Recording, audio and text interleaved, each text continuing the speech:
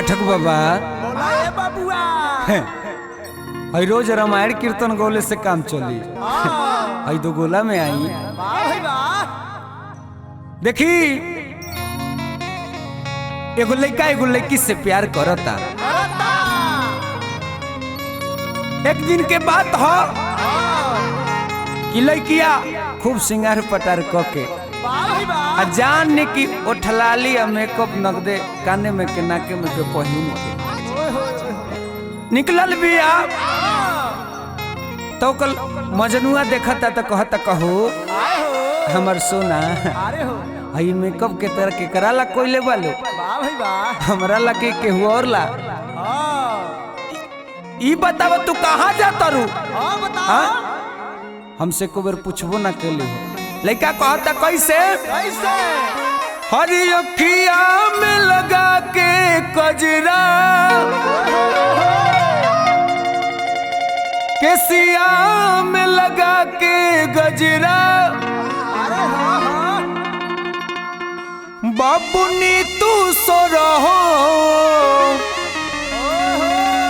बाबुनी तू सो रहो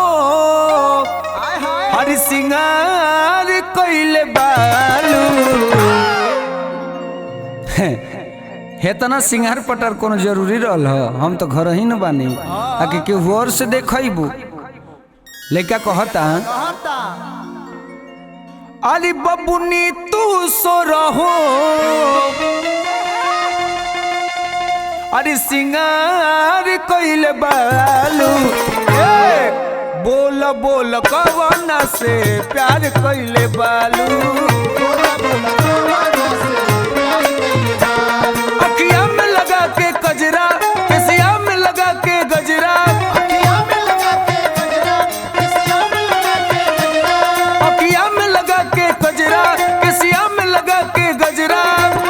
बबुनी तू सो रहो सिंगार कइले बालू बोला बोला कवना से प्यार कइले बालू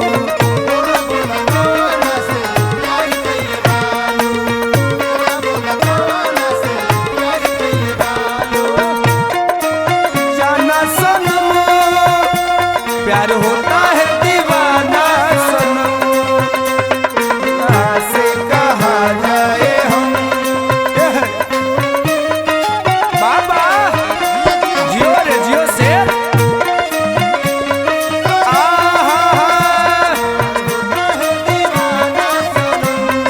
हे हे दर दर दर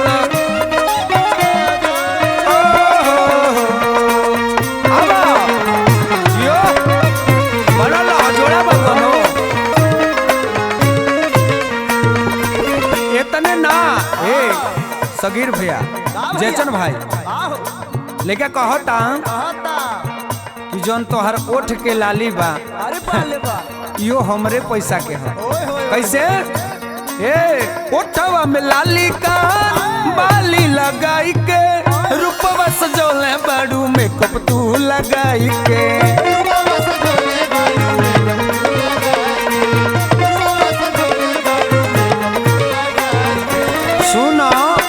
हई जितना मेकअप के सामान बा ई सब एहसान से मांग के ले बनी कैसे ओठवा में लाली कानो बाली लगाई के रूपवा सजौले बालू मेकअप तू लगाई के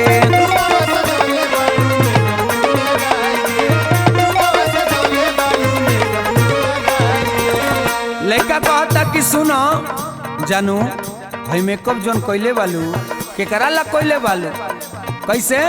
के कराला सौदा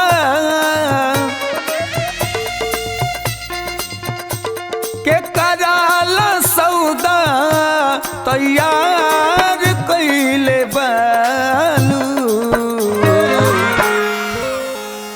ही बताओ हाय संदीप बाबू बाने हाय मंटू बाबू ये लोगन के तो मान लो कि जाता में नाम तो धरइए गइल बा अब तोहरा का करे के बा बोलो के कराल सौदा हरी तैयार कइल बालू लइका कहता कैसे अरे बोला बोला कवना से प्यार कइले बालू बोला बोला कवना से प्यार कइले बालू बाबा तोहरा किया बकइले दीवाना है जाना बड़ू अनमोल ऐसन खजाना तोहर जोड़ा ना दूसर बड़ा लावा चलवे है गे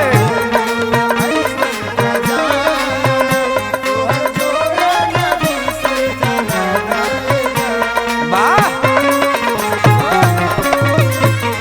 जियो जियो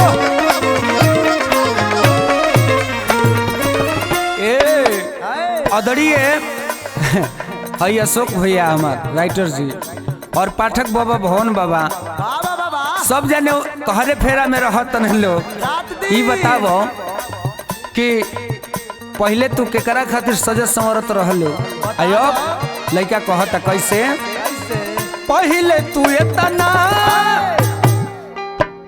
सजत नहीं रहलू अकिया बतावत बाटे केकरा के चहलू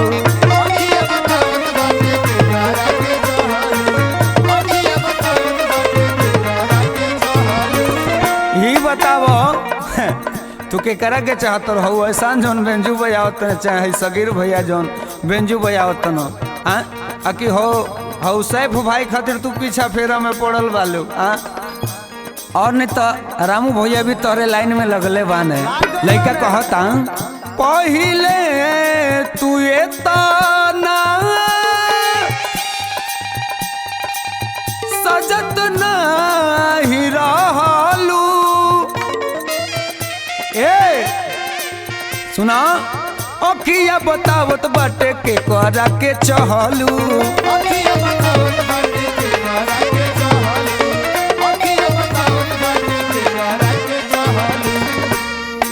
लइका कहता कि सुनो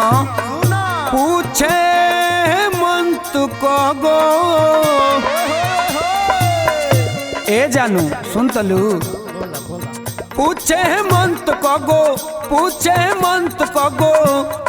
यार कइले बाल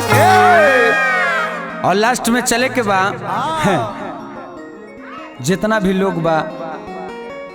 सबके उतारा के चाहता अब केकर केकर हम नाम धरी अब चले के बा आ कैसे चले के बा अरे बोलो बोलो कवना से प्यार कइले बालू हाँ बोलो बोलो कवना से प्यार कइले बालू हाँ बोलो बोलो कवना से प्यार कइले बालू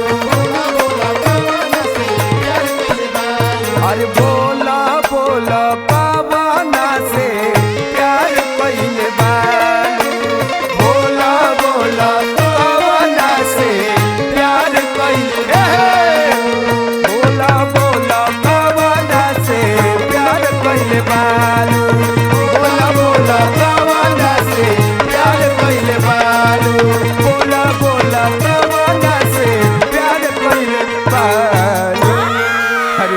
बता दो।